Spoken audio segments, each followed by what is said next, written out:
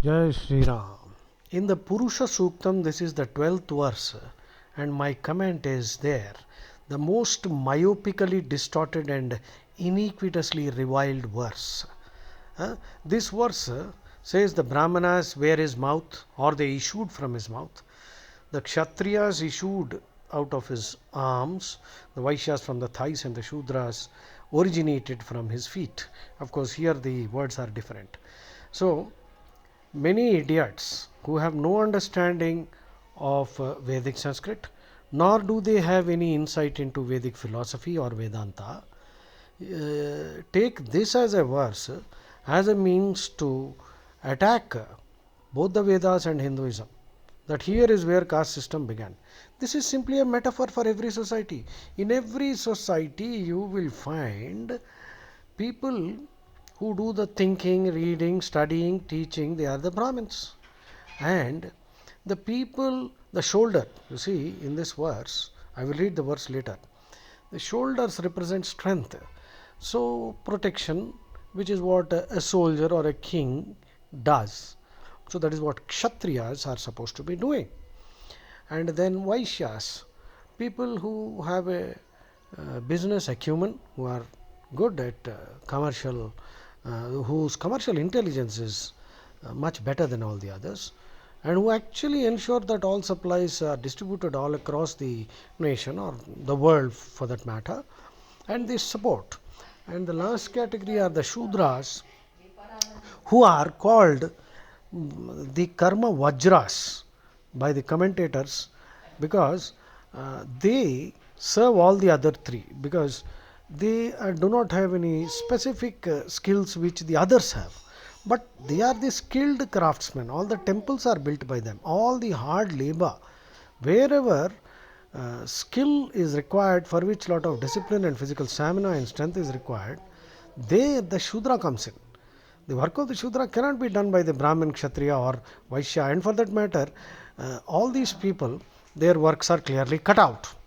Even if you take America or for that matter Germany, Japan, any society, this is the Varna, this is the psychological temperament. You have MBTI today.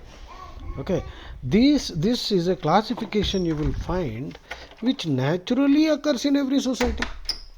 So now if some idiot has got offended that this is the origin of the caste system, that is his problem. Where is the mention of the word caste here? And there is no caste in Hinduism for that matter. We have Jati, Kula, Varna, and Gotra, and all the four are scientific. So, in the Hindu system, our system of marriage is based on eugenics, the science of selective breeding to improve the quality of the race. Whereas, unfortunately, in the desert cults and other cultures across the world, you will find it is dysgenics, bad breeding, inbreeding. As a result, the inborns are born with a lot of congenital diseases. So this is not a problem in Hindu society.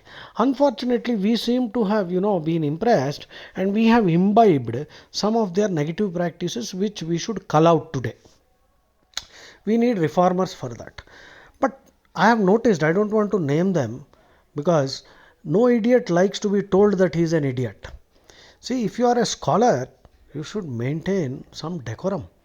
You cannot call all the rishis Shudras. I mean, all the rishis are Shudras. How can you say that? There were some Shudra rishis. For example, Satyakama Jabala, Kavasha Ailusha. In fact, Valmiki, Vyasa are also to be considered as Shudras. So, all rishis were not Shudras. And by the way, being a Shudra is in no way inferior.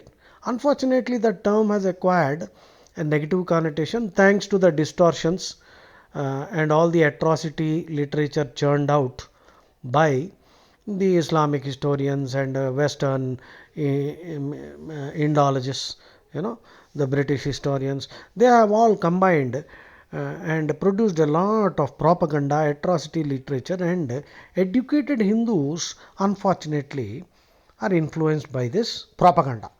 This propaganda is actually, in short, hatred against Brahmins and hatred against Vedanta.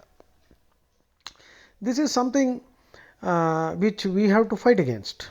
Okay, so Brahmanosya mukhamaset bahurajanyah kritah uru tadasya yad vaishyah that means Vaishyas have originated from the thighs. Padbhyam Shudro Vajayata. Padbhyam, from the feet, the Shudras have originated. Now, this is simply a metaphor of a society. Now, when we go to a temple, we bow to the feet of the deity, we touch. In some temples, you are allowed to touch the deity's feet. For example, in Pandharipur. So, when we are touching the feet of the deity, now the Shudra should actually feel that we are touching his feet. Instead of taking pride in that, they have been unfortunately misled into thinking that this whole thing is derogatory about their status. And many scholarly so-called idiots, I call them idiots because they are contributing to the mess. We already have a serious problem here.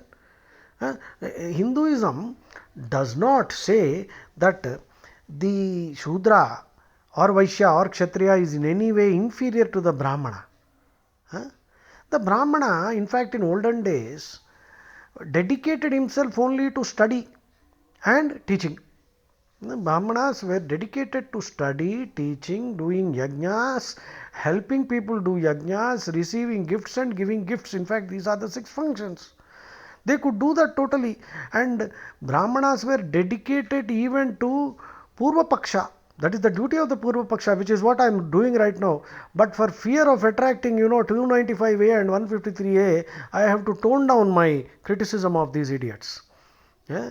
This is a sad situation. In olden days, Brahmins were supported by the kings, Agraharams were given, so the Brahmin dedicated himself. Now, of course, on one hand, I readily admit that the deterioration in Hindu society, I think, is to a large extent responsible because of the Brahmin. The Brahmin has deviated from his trade or his calling. Now, why did he deviate is another question. Why did he deviate? Because he is not supported. Now, Brahmin is the victim of reverse discrimination. You will find Sulabh complexes are run by Brahmins. Okay. Not that Brahmin should not do that, but that is not his trade. I mean, why should he? He should be actually studying psychology, management, Shastra, culture, Gita, Bharatam, Ramayanam, because naturally, because of the lifestyle and the diet, the sattvic lifestyle, he is cut out for this job. But now the poor Brahmin is forced to make a living, and he has become cunning. All his intelligence has now become cunning. Now, if you want to blame the Brahmin, go ahead and blame him. Brahmin bashing is a frequent problem in the movies. They will show Brahmin as if he is a very lusty character, very crooked, a hypocrite and all that. And a Kshatriya is shown also in a negative light. Vaishya is shown in a negative light. And the poor Shudra is taking the brunt of all this. Therefore, this is how they are trying to divide Hindu society. Instill this kind of divisive tendencies, and so that these Shudras can be easily converted to other religions. This is exactly what's happening, and this is shocking. Look at this 12th verse of the Purusha Suktam.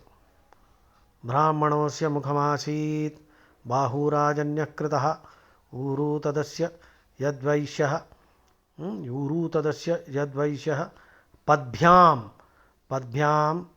Shudro Ajayata. So, all of us form part of the Purusha, Uttama Purusha, Parama Purusha. So, if you are the part of God's feet are in no way inferior to the head of the God. In case if you believe that God can be Saguna too. God can be Saguna too. If God decides to take a form, which idiot will go and say, no sir, you should remain Nirguna? Some idiots are always trying to drill and hammer others into saying that no, you should not do idol worship. Are God exists in the stone, in the sand, in the clay with which we make the idol. Where does God not exist? And are you entitled, are you powerful enough to tell God not to become an idol? Suppose he Why he is not? He is everywhere, not only in the idol. And suppose he descends. Now, who are you to tell God, Mr. God, you cannot become Saguna, you cannot take an avatara? Okay, if God decides to, why not? See, this Heisenberg's uncertainty principle in quantum mechanics is there. My position is Vedantic uncertainty principle is what rules. If you are dogmatically asserting that you know and God has to be this, you are putting restrictions on God, and therefore your understanding of God is very limited. I am open to the possibility that God can take any incarnation. And this whole Purusha Suktam verse, which has been so myopically distorted and iniquitously reviled, totally wrong and unfair.